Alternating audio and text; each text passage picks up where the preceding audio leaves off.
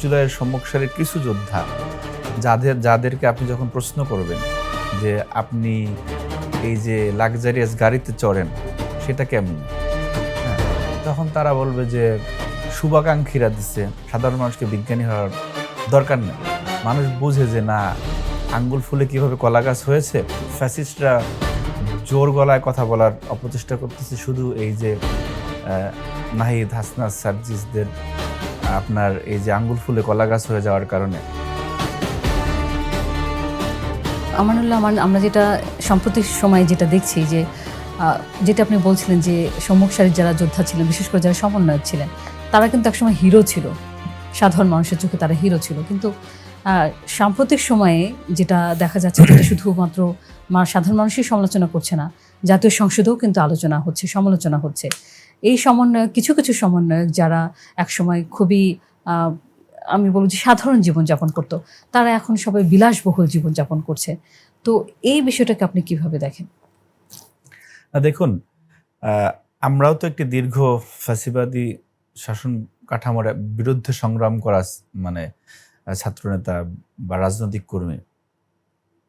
12ই ফেব্রুয়ারি পর তো বিএনপি সরকারের পরিচালনা এসেছে।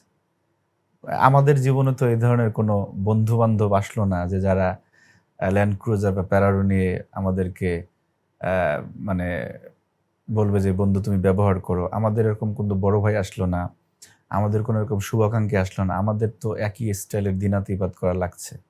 হ্যাঁ, আমরা এখন গুম খুনের ভয় নাই, কিন্তু মানে সমন্বয়ক বা এই যে জুলাইয়ের সম্মুখ সারির কিছু যোদ্ধা যাদেরকে আপনি যখন প্রশ্ন করবেন যে আপনি এই যে লাক্সারিয়াস গাড়িতে চড়েন সেটা কেমনে, হ্যাঁ, তখন তারা বলবে যে শুভাকাঙ্ক্ষীরা দিছে।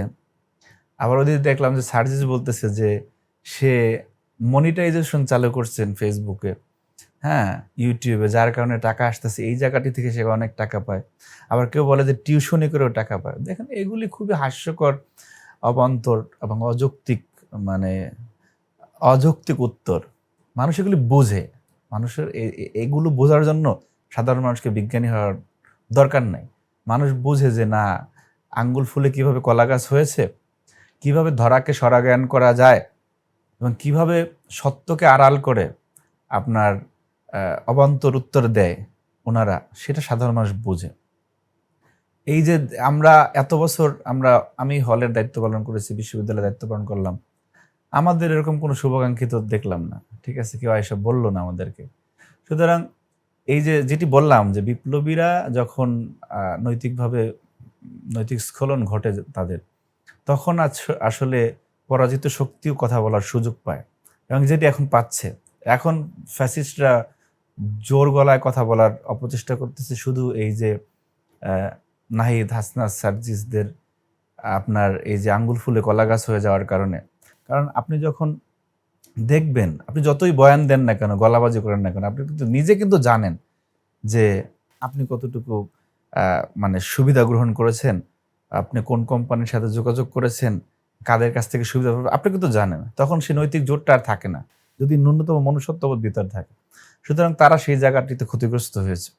যদি ক্ষতিগ্রস্ত না হতো, তাহলে তাদের আজকে এই বিপ্লবের অল্প কয়েকদিনের মধ্যেই তারা সাধারণ মানুষের কাছে এভাবে কাছ থেকে দূরে সরে যেত না। তো সুতরাং, এবং পাশাপাশি আরেকটি খুব ভয়াবহ খারাপ দিক আছে যে ওনাদের মাধ্যমে দেশের সিনিয়র সিটিজেনরা, সিনিয়র পলিটিক্যাল নেতারা, দেশের শীর্ষস্থানীয় যারা ব্যবসায়ী, যারা হাজার হাজার লক্ষ লক্ষ মানুষের আপনার কি বলে ওইটারে কর্মসংস্থানের যোগান দেয় এরকম, এবং সমাজের গণ্যমান্য মানুষ, ওনারা নিজেদের প্রয়োজনে অপমানসূচক কথা বলে নাই এমন লোকের সংখ্যা খুবই কম। সুতরাং বিপ্লবের ভাষা আর বেয়াদবির ভাষা এক না। তাদের শব্দ চয়নে অনেক সময় মনে হয় যে তারা সরাসরি কারোর সাথে বেয়াদবি করতেছে। পৃথিবীতে বহু দেশে বহু বিপ্লব হয়েছে, কিন্তু কোনো বিশুদ্ধ বিপ্লবীর কাছ থেকে এই সমস্ত বেয়াদবির শব্দ চয়ন আপনি একটাও খুঁজে বের করতে পারবেন না, যেটি বাংলাদেশে ঘটছে। সুতরাং এখানে একটা বড় প্রশ্ন আছে। দেখেন, যদি এই 36 দিনের আন্দোলনে হাসিনার পতন না হতো, এরা কিন্তু প্রায় সবাই আপনার কেউ চাকরির জীবনে চলে যেত, কেউ যারা আগে ছাত্রলীগ করছে তারা ছাত্রলীগ করতো, বলতো যে এটা তো আমি চাকরির জন্য নেমেছিলাম, ঠিক আছে, কিন্তু আমাদেরকে কিন্তু মাঠে থাকা লাগতো। আমাদেরকে কিন্তু সেই আমাদের একটা মামলাও কমতো না, বরং অসংখ্য মামলা ওই জুলাই গণঅভ্যুত্থানে যুক্ত হতো। তো বিশুদ্ধ বিপ্লবী কারা, এটা বাংলাদেশের মানুষ বোঝে। ঠিক আছে, এবং সুদিনের এই যে চরিত্র যারা হারিয়েছে, ঠিক আছে, তারা আসলে বিশুদ্ধ বিপ্লবী না।